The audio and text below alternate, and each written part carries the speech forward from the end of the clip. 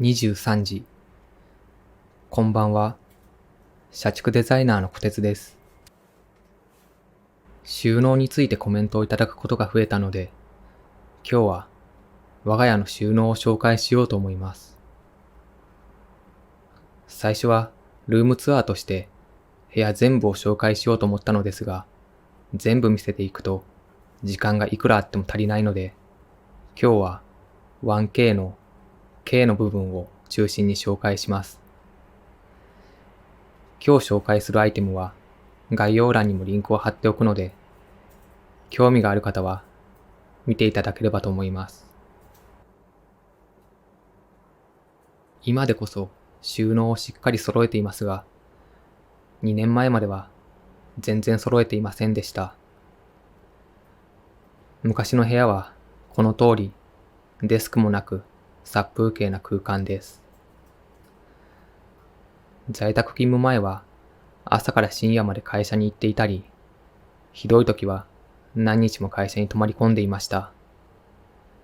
そのため家は寝るだけの場所で、ベッド以外こだわりはありませんでした。それに物欲もないので、何も買わずコツコツと貯金をするという生活でした。でも在宅勤務となってからは、おうち時間をもっと快適に過ごしたいと思うようになり、貯めていたお金をデスク環境や収納周りに投資したという感じです。そのタイミングで床もウッドタイルを貼ったりして雰囲気を変えました。部屋にクローゼットもありますが、この家のメインの収納はすべて廊下です。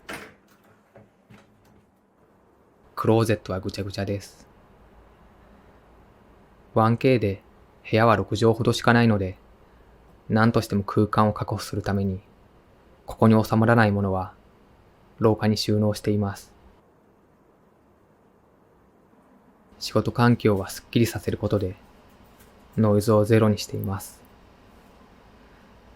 ここは睡眠と仕事にだけ集中できる空間です。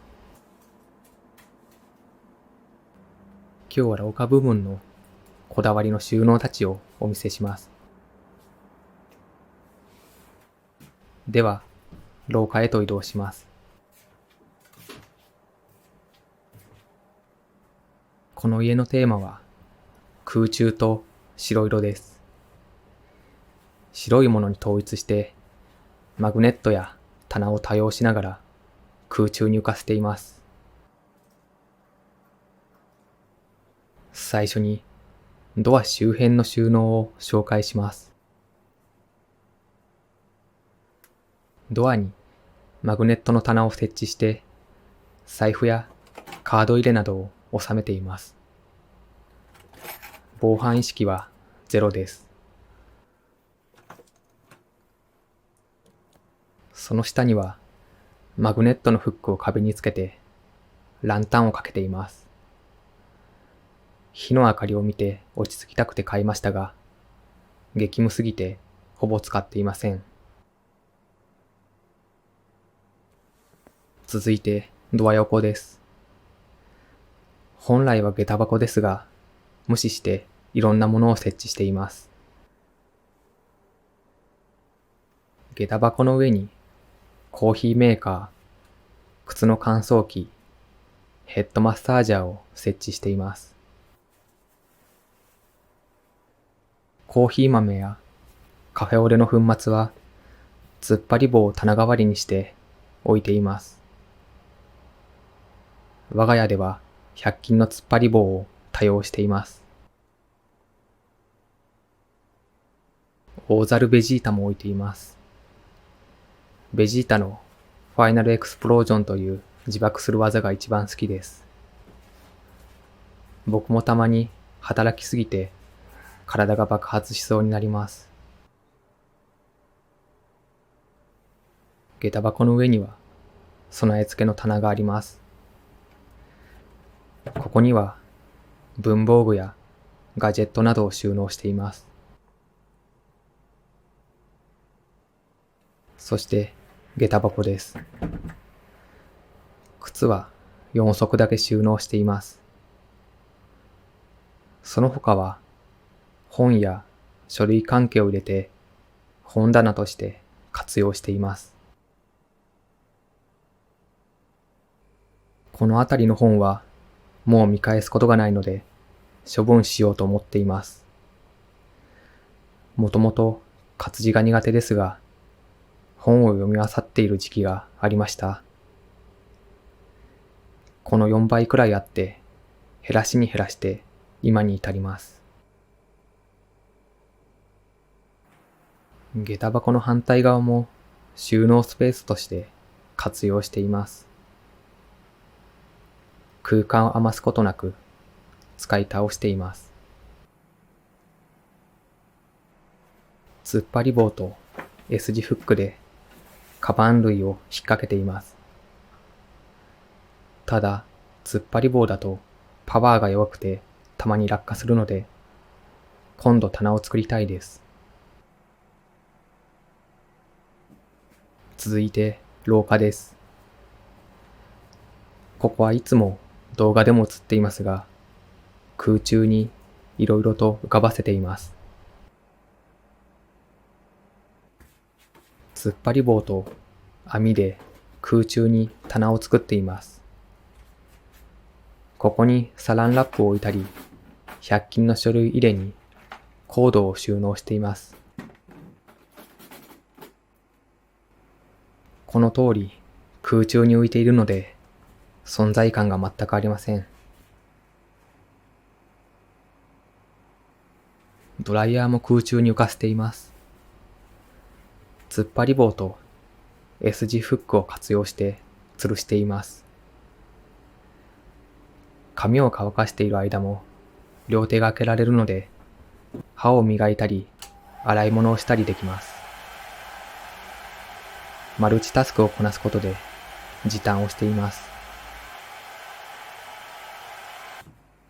次は洗濯機置き場です。見えない場所なのでかなり雑に扱っています。洗濯機の上がデッドスペースだったので、100均の突っ張り棒を多用して棚を作っています。ここには肌着や脱いだ後の服をカゴに入れています。ガジェット類の箱もすべて放り込んでいます。箱を律儀に残していますが、売る日は当分来ないと思います。箱の置き場所に悩んでいます。除菌スプレーや洗剤なども突っ張り棒に引っ掛けています。除菌スプレーだらけです。続いてキッチン周りを紹介します。ここが一番こだわりの場所です。在宅勤務前は収納という概念はなくて、全部シンクに直置きしていました。直置きしているとシンクがヌメヌメになっていって不衛生なので棚を導入しました。この棚は上下に突っ張らせるタイプで、いくつかのパーツを組み合わせて使用することができます。僕は2つ導入してキッチンの壁すべてを棚にしています。食器、洗剤、化粧水など使用頻度の高いものを置いています。そして洗剤やハンドソープなどは無印良品のケースに入れ替えています。白や透明は存在していないのとニアリーイコールなので圧迫感がゼロになります。さらに空中に浮かせることで雑菌が発生しなくなり、掃除をほとんどしなくても清潔さを保つことができます。フライパンや鍋は S 字フックで空中に浮かせています。その下には調理道具があります。吸盤でくっつけるタイプのフックを使用しています。2ヶ月に1回ほど落下してめちゃくちゃになるので困っています。さらに黒色も多くて納得できていないポイントです。キッチンの上には備え付けの収納があります。ここは白に置き換えられなかったアイテムを隠すようにしています。歯磨きなどは真っ白な商品が出てほしいです。続いてキッチン下の収納です。ここはかなり汚い場所です。左側は調味料や保存の効く食材を収納しています。ここでも突っ張り棒と書類ケースで仕分けています。在宅勤務となって自炊の回数も増えたので、どんどん物が溢れてきています。最近、お餅にハマっています。砂糖醤油で食べるのが好きです。右は粉物が中心です。プロテインやバスクリン、ゴミ袋を収納しています。毎回5キロのプロテインを買っていますが、袋がでかすぎます。扉の取っ手にはタオルをかけられるラックを増設しています。すぐに手を拭けるので時短になります。次に冷蔵庫周辺の収納です。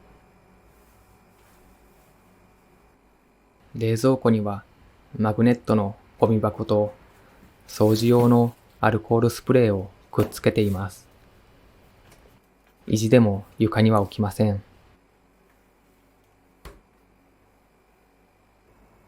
冷蔵庫の上にはプロテインなどを保存容器に入れて保管しています。我が家の貴重なタンパク源です。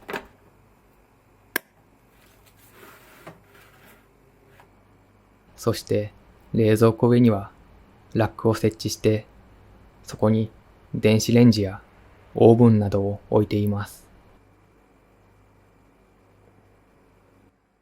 調理家電は山善など安価なもので取り揃えています。温めたり冷やしたり、最低限の機能さえあれば問題ありません。電子レンジの横にはお菓子を収納しています。最近は雪の宿にはまっています。一番上にはお米や調味料を置いています。すべて白い書類ケースに入れておくことで存在感を消しています。100均の書類ケースは万能です。続いてトイレです。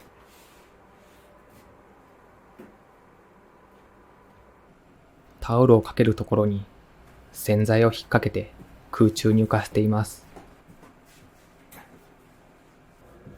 洗剤のケースもすべて白色にしたいです。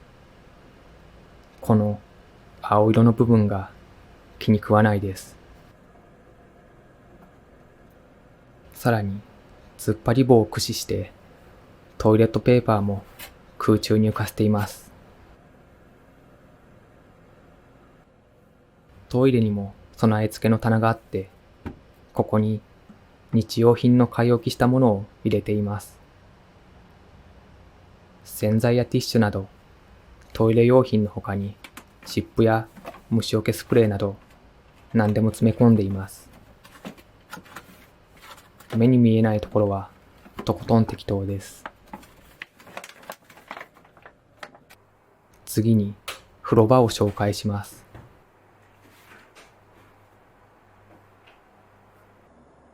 新たな棚を導入しました。今まで知らなかったのですが、風呂場にもマグネットを使えるみたいです。山崎実業の製品を使用しています。マグネット式のポンプです。今まで浴槽の縁に置いていたんですが、すぐにヌメヌメになって困っていました。空中に浮かせることで、その不安もなくなり、快適なシャワータイムを過ごせています。唯一の欠点は、書体がダサいことです。小塚ゴシックというデフォルトの和文フォントで英語を打っているので、美しくありません。できればここはオーブンフォントにしてほしかったです。もしくは文字はなくてもいいくらいです。洗顔フォームや石鹸置き場もマグネット式にしました。空中に浮かすことで存在感が消滅しました。タオル掛けのとこには体を洗う用のタオルや掃除用具などをかけています。さらにマグネット式の洗剤ケースも導入して空中に浮かせています。これで気になった時にさっと掃除をしています。ここまでが 1K の K の部分となります。部屋も話していくととても長くなるので、部屋はまた今度ゆっくりと話せればと思います。在宅勤務前は家は寝るだけの空間でこだわりが全くありませんでした。この2年でかなり変化した気がします。